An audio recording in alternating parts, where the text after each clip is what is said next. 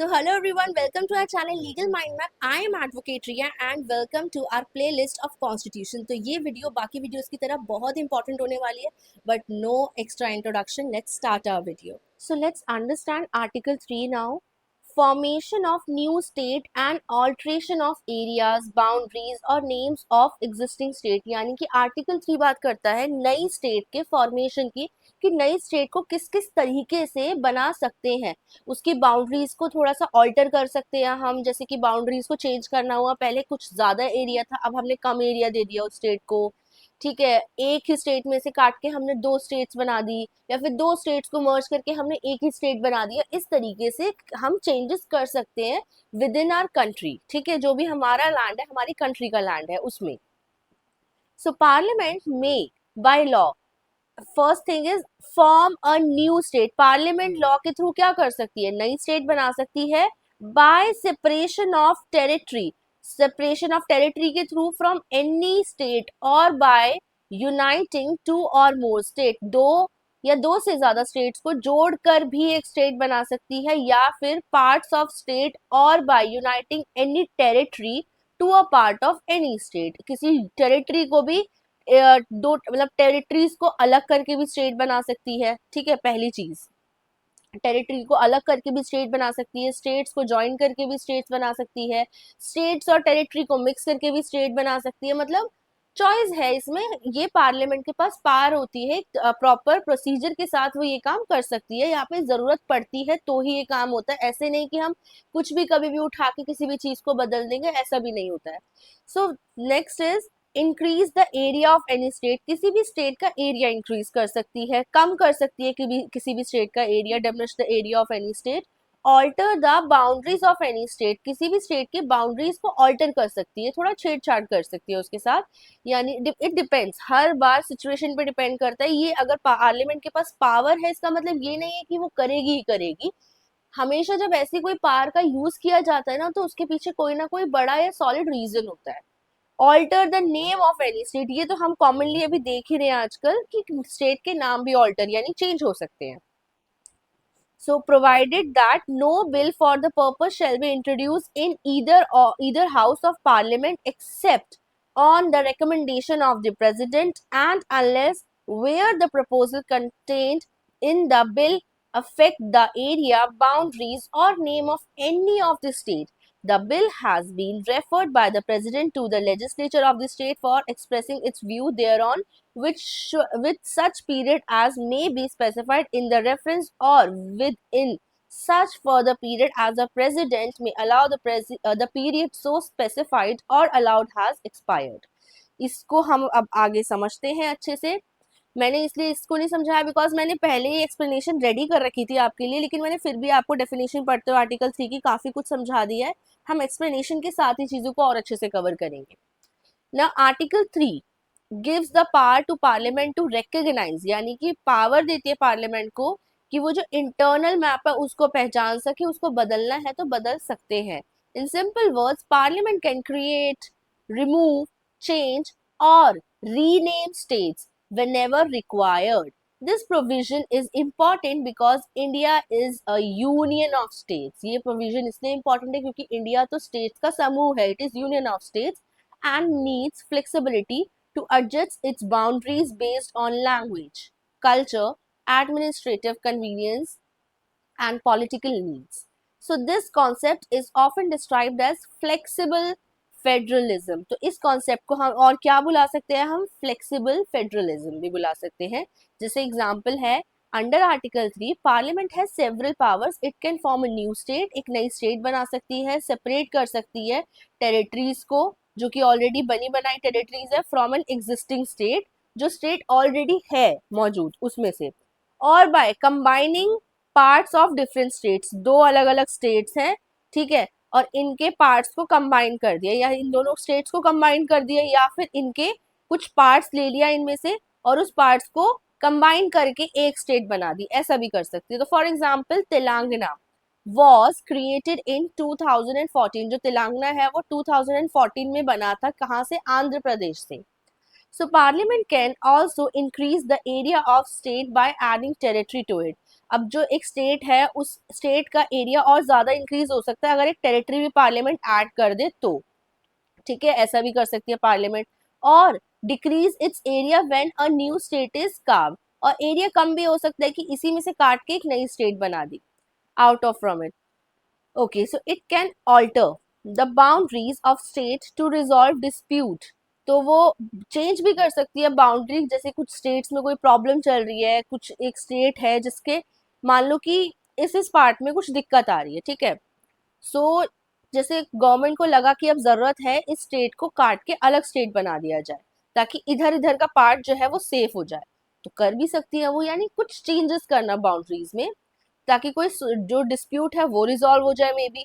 और improve administration, additionally जैसे administration का भी मैं पॉइंट आपको बता देती हूँ कि वो फंक्शन अच्छे से करे, जो भी उसको रूल कर रहा है, जो भी सब कुछ हो रहा है वहां पे आ रहे हैं लोग जो बन रहे हैं, मतलब बेसिकली अगर कोई प्रॉब्लम आती है कि वो स्टेट को रूल ठीक से नहीं किया जा रहा, जो लॉज है उस पर ठीक से इम्प्लीमेंट नहीं हो पा रहे due to any such reason, तो अब भी ऐसा हो सकता है।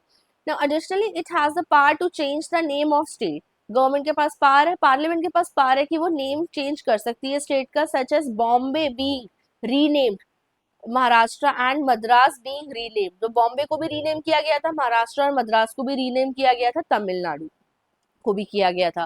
सो इस तरीके से द पार्लियामेंट हैज पावर, तो वो पावर कौन दे रहा है, आर्टिकल 3 दे रहा है। नाउ प्रोसीजर, ठीक है, इसका क्या प्रोसीजर है, the process under article 3 follow certain important steps, कुछ इंपॉर्टेंट स्टेप्स होते हैं। First, the bill must be introduce in the parliament, this is the first step, ठीक है, ये अच्छे से देख लो, जो बिल है वो पार्लियामेंट में आएगा, introduce in the parliament only after obtaining the recommendation of the president, जब प्रेसिडेंट की रिकमेंडेशन आ जाएगी, ठीक है, तब तक ही without this recommendation the bill can not be introduce, अगर प्रेसिडेंट की रिकमेंडेशन आती है तो बिल को पार्लियामेंट में इंट्रोड्यूस किया जाएगा, वरना बिल पार्लियामेंट में इंट्रोड्यूस नहीं होगा। तो ये है हमारा फर्स्ट स्टेप। फिर आता है हमारा सेकेंड स्टेप, ठीक है, if the bill affects the area boundaries और नेम ऑफ अ स्टेट, अगर जो बिल है वो एरिया या फिर बाउंड्रीज या फिर नेम ऑफ द स्टेट को अफेक्ट करता है, the president refer to it concern state legislature, the state legislature is given a specific time period to express its view on the proposal, तो किसी भी तरीके से अगर अफेक्ट होता है तो प्रेसिडेंट सबसे पहले इस प्रॉब्लम को, इस कंसर्न को स्टेट लेजिस्लेचर के पास लेके जाएगा, क्योंकि एक स्टेट लेजिस्लेचर अपनी स्टेट को काफी अच्छे से जानता होगा, गहराई से जानता होगा, वो गंभीरता से इस प्रॉब्लम को देखेगा और वो जो सुझाव देगा, वो जो सजेशन देगा उसके अकॉर्डिंग आगे चला जाएगा। So the state legislature is given a specific time period, उसे एक स्पेसिफिक टाइम पीरियड दिया जाएगा कि वो अपने जो व्यूज है उसको बताए, उसको जाहिर करे, एक्सप्रेस करे इस प्रपोजल के ऊपर कि हमें ऐसे कुछ चेंजेस लाने चाहिए या नहीं लाने चाहिए, जिस भी चेंजेस की बात हो रही है। तो this is the second step. Then third, after receiving the views और even if the state fails to respond, views आने के बाद या फिर स्टेट जो है वो रिस्पॉन्ड नहीं कर पा रही है, वो फेल हो गई है इस मैटर में रिस्पॉन्ड करने के गिवन टाइम में, जैसे उनको कुछ टाइम दिया गया उसमें उन्होंने रिप्लाई करके नहीं बताया कि ये जो व्यू है ये सही है या नहीं है पार्लियामेंट का, so parliament can proceed with the bill, जो पार्लियामेंट है वो फिर उनका वेट और आगे नहीं करेगी क्योंकि टाइम पीरियड एक्सपायर्ड हो गया है, देन पार्लियामेंट उस बिल को आगे प्रोसीड कर देगी and it can accept, reject और completely ignore the state's opinion, उसके बाद क्योंकि टाइम पीरियड ही एक्सीड हो गया है तो अब स्टेट का जो ओपिनियन अगर उसके बाद आता है तो फिर पार्लियामेंट के हाथ में वो एक्सेप्ट भी कर सकती है, उन्हें लेट भी आता है तो उन्हें लगता है कि नहीं नहीं यार कुछ तो सही बोल रहे हैं ये, रिजेक्ट कर सकती है, कंप्लीटली इग्नोर करके भी आगे बढ़ सकती है। So this is because the states views are not binding on parliament, क्योंकि स्टेट के व्यूज पार्लियामेंट पे बाइंड नहीं करते हैं, पार्लियामेंट यहाँ पे थोड़ा बड़ा रोल प्ले करती है, ठीक है। सो दिस इज 1 2 3, 3 स्टेप्स में हमने इस चीज को प्रॉपरली समझा है। नाउ स्पेशल पॉइंट पे आते हैं हम, an important feature of article 3 is that even if a state opposes the propose changes, जो स्टेट है वो अपोज भी करती है अगर प्रपोज चेंजेस, जो कि चेंजेस करे पार्लियामेंट चाहती है कि करे जाए, so parliament can still pass the law, parliament फिर भी लॉ को पास कर सकती है। एज आई टोल्ड यू है कि पार्लियामेंट यहाँ पे थोड़ा बड़ा रोल प्ले करती है, स्टेट से भी बड़ा। सो पार्लियामेंट स्टेट अगर अपोज करती है, उसके बाद भी अगर पार्लियामेंट को ठीक लगता है कि नहीं ये लॉ पास होना चाहिए, तो पार्लियामेंट इस लॉ को पास करेगी.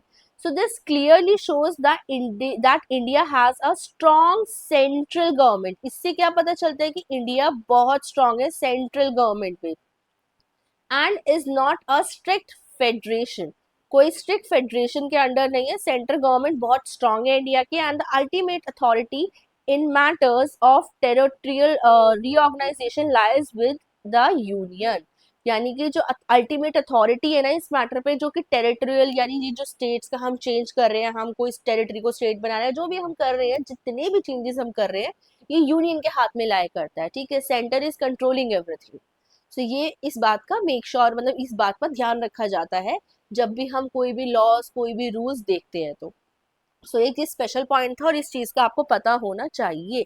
आपको अगर ये लगता है कि स्टेट को हमने बिल प्रपोज मतलब जो भी हमारा इशू है हमने स्टेट को अगर दिया है कि आप उसके ऊपर अपना पॉइंट ऑफ व्यू रखो, इट डजंट मीन कि स्टेट की बात ही सुनी जाएगी.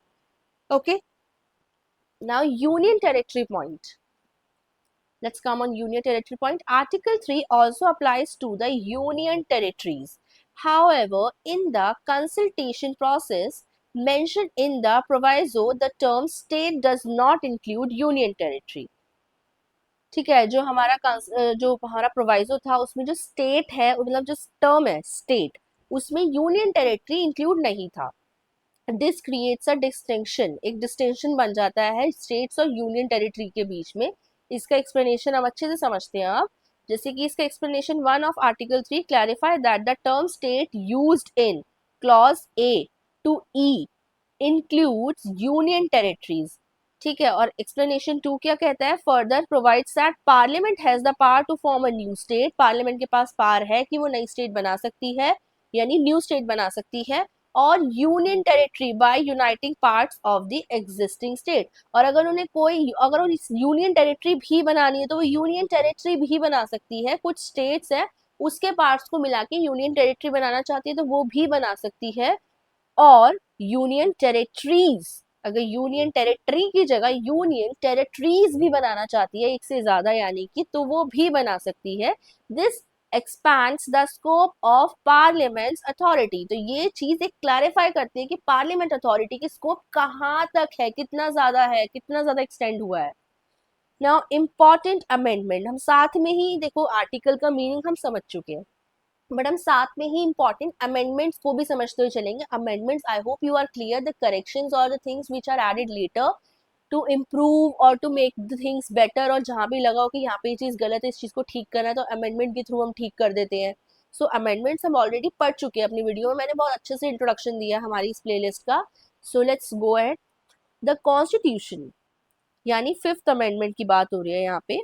Act 1955, the Constitution Fifth Amendment Act 1955 introduced an important change by adding a time limit within which state legislature must express their views. अगर हम state legislature के पास कोई बिल लेकर जा रहे हैं कि आप अपने views इस बात पे बताएं, इस बिल के ऊपर बताएं कि सही कर रहे हैं हम या गलत कर रहे हैं या फिर इसे किस तरीके से किया जाए, या फिर आपके पास कुछ और भी सुझाव है तो वो भी दे सकते हैं.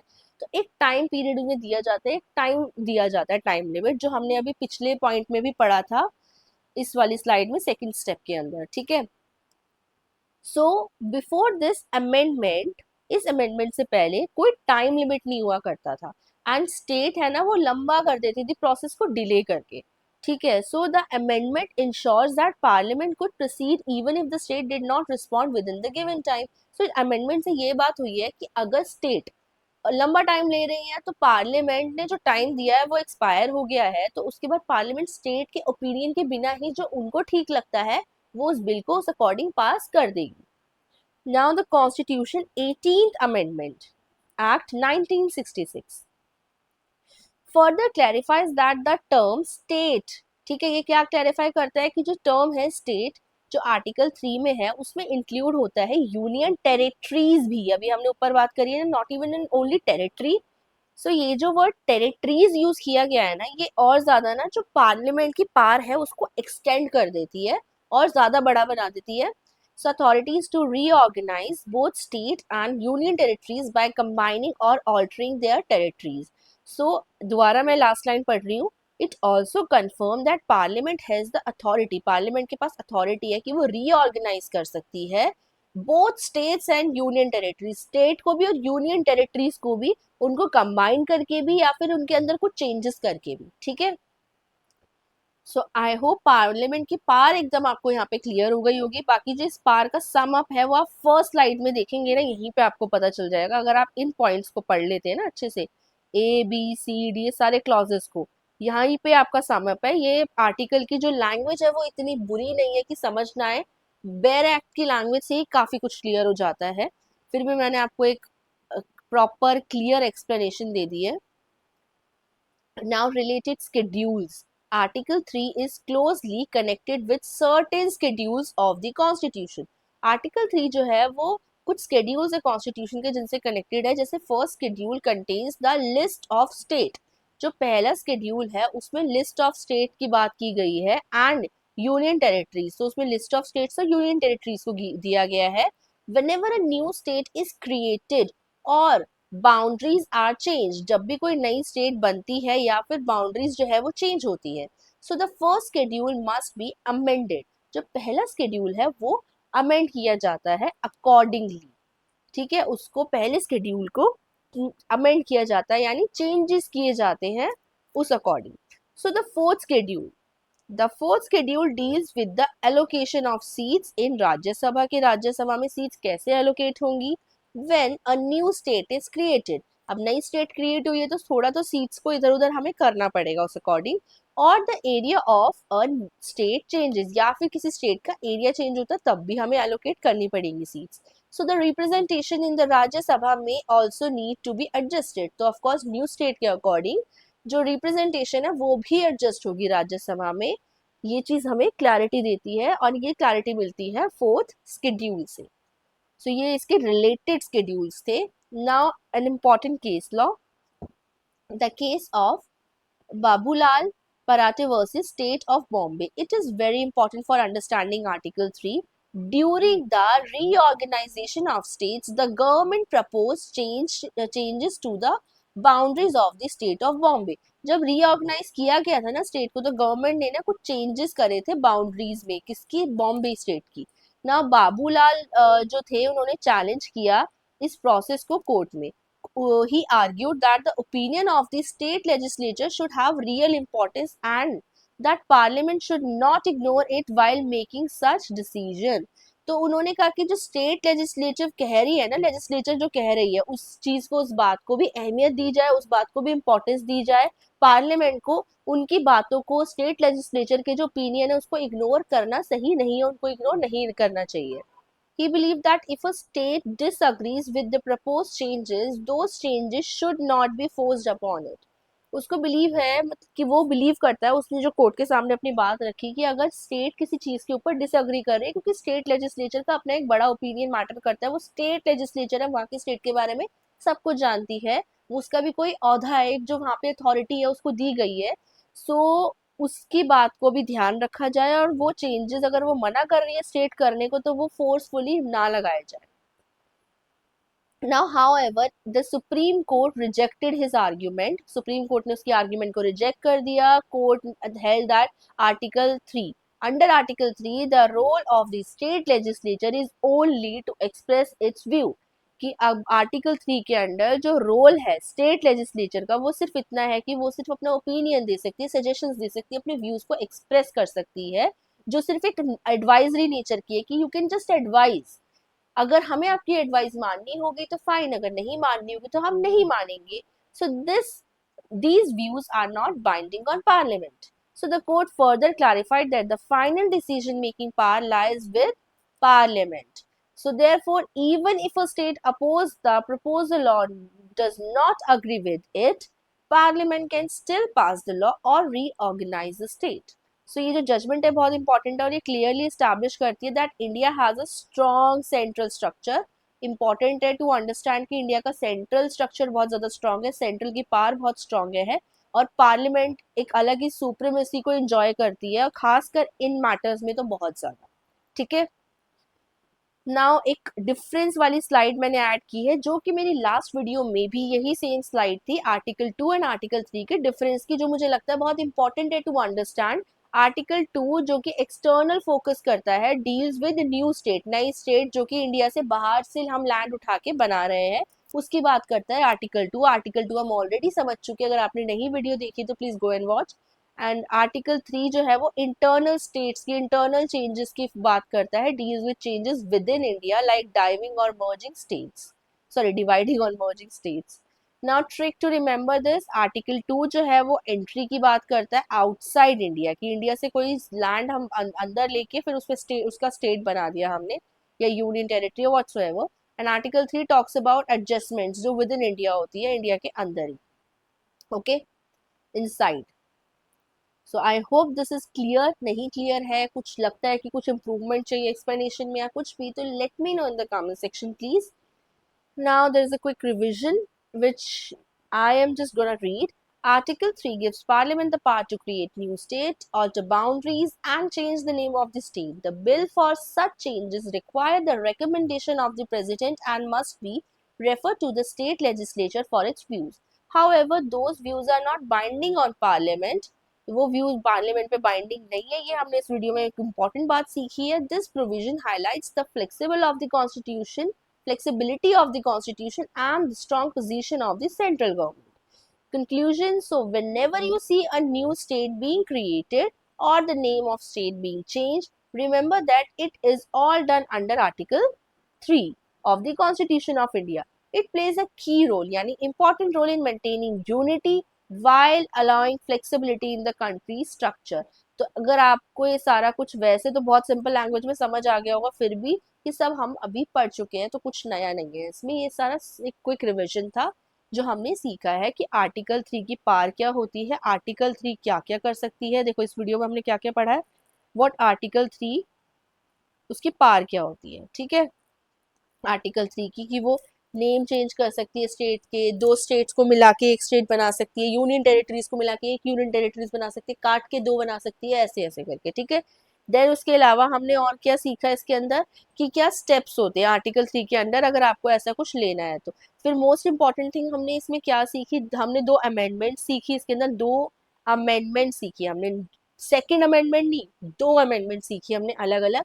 एंड हमने ये सबसे बड़ी बात सीखी कि जो स्टेट लेजिस्लेचर का जो इसमें इन्वॉल्वमेंट होता है वो एक एडवाइजरी तौर पे होता है, वो सिर्फ एडवाइस कर सकती है, उसकी बात मानना ना मानना पार्लियामेंट की मर्जी होती है, उसकी बात ना मान के भी वो जो चेंजेस करने हैं तो वो करेंगे ही करेंगे, ठीक है। ये हमने इसमें फाइनल सीखा। So that's it in this video. I hope आपको वीडियो पसंद आई हो, आपको अच्छे से समझ आया हो topic. Please don't forget to like share and subscribe. Thank you.